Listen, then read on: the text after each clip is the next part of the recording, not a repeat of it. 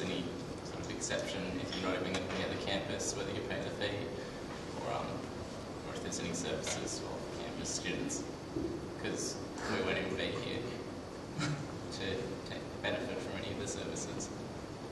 Okay, I'll have a go at that one. I think one of the things we are very, very concerned to make sure if you like, the overarching arrangements actually support and cater for is the diversity of the student. If you like, the student is a student wherever they happen to be physically located. I mean, this is an issue already in one sense. If we think about this particular exercise, this is reaching out to Hobart-based students particularly, but we've got obviously students in other campuses as well as through distance or in work-based arrangements. And clearly, what part of the discussion will be how we provide services, amenities in an enhanced way through this, to distant students. And if you look at the way in which education is going, distance education is going to be an increasing part of all universities' profiles. And so in that sense, we would very strongly, I think, want to ensure that both the services and, if you like, the amenities that we can provide aren't campus specific in every sense, that they are provided through distance arrangements as well.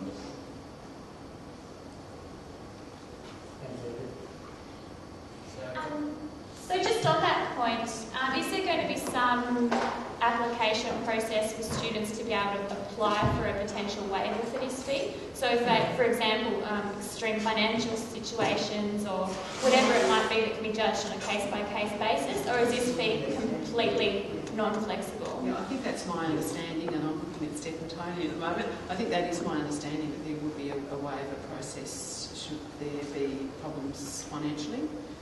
I think that my understanding is you can, if you know, subject to boundaries of eligibility, there is the capacity to get help in relation to the financial aspect of it, the loaner, but not in terms of opt-in or opt-out.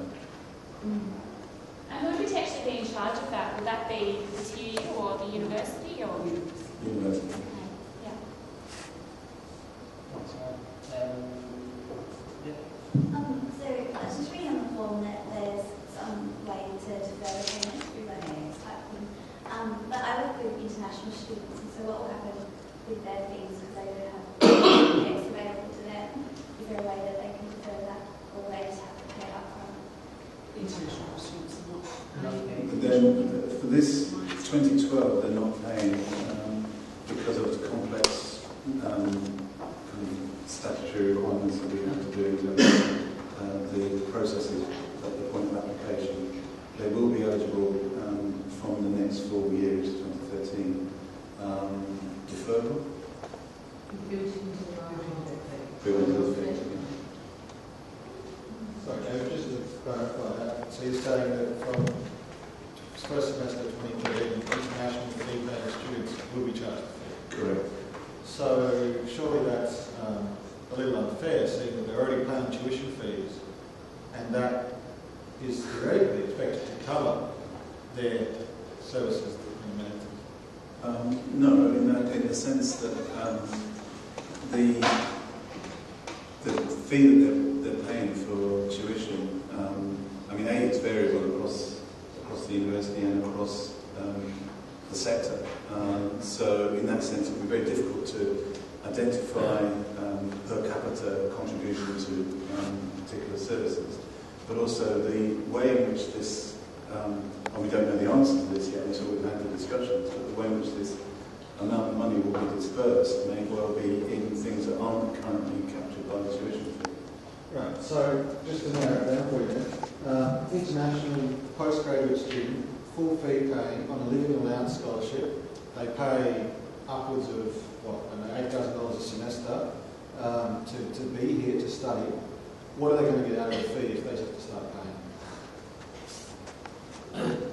We can't answer that question until we've gone through the consultation, the full review of the So the round of emails that have recently, one email I saw for the survey coming up was quite specifically targeted to undergraduates, I thought. Is there going to be a postgraduate specific consultation, if you like? I know you're talking through Harry and postgraduate sort of council, but what about these people who are, we've never been charged a service maintenance fee for postgraduates. I did my undergraduate at this university when it wasn't a fee issue, and all undergraduates paid fees, service maintenance fees. And it's quite surprising that the university would go now and charge postgraduates when it hasn't traditionally been done. So I'm interested to see what we get out of this. So postgraduates is quite unique in their needs. One clarification. Research library students have been charged the same fees in the past. Sorry, I couldn't. Point of clarification, research library students have been charged the same fees in the past. Okay, great. They were the same amount as undergraduates in the past? Right, okay. Wasn't the case in my but anyway. So again, question still stands. What specifically postgraduates getting out of this, considering their special needs? I think you've answered that question, actually. Well, no, listen to the second part. What is the specific consultation for postgraduates? I know you don't through Harry, but I'm talking about in terms of student surveys and things like that. If you like, I could get Harry to work with the Dean of Graduate Research to consult further with the postgraduate students on this matter, if you wish. I mean, what we've done through the survey itself, I think, would have given postgraduates the opportunity to comment on particular specific aspects. No, I don't think it did. Well, we'll have to explore. Yeah, work style options. Great. Yeah. What's the consultation timeline from here? Because obviously the second semester isn't that far away. The survey was conducted by UTAS, and TUU is still conducting our survey and just to make sure that we get a balance of things. But yeah, we're still waiting to hear from the university on the university's survey results at this stage. But the survey has finished in the sense that it was out for 4 weeks, was it? 4 weeks, and it's closed with this currently. We have 1,700 responses, so we're currently analysing those responses. Are the survey results going to be made public? Well, there's summary form of them, yeah. So I understand that you haven't finished that consultation process with the union. When you've done that, do you intend to enter into a longer-term funding agreement with the union, describing how you divide up the funds, or is it going to go on a year-by-year basis? There's two answers to that question. One, we do have a ongoing kind of formal arrangement with the union, which, in a sense, will continue regardless of what may or may not happen to the amenities fee. One has to understand a wider context.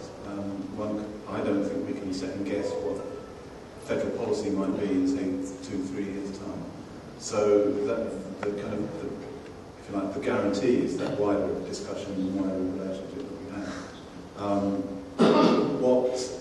The sort of second part is that the process of working with the union on the specific elements of this will be for this particular iteration of the survey, coming from the survey and from the other inputs we've got. And I think it's to be resolved on kind of what sort of review basis we'll have another think if we're seeing the feedback from students is that this is not actually meeting the kind of needs of students as they rather understood them.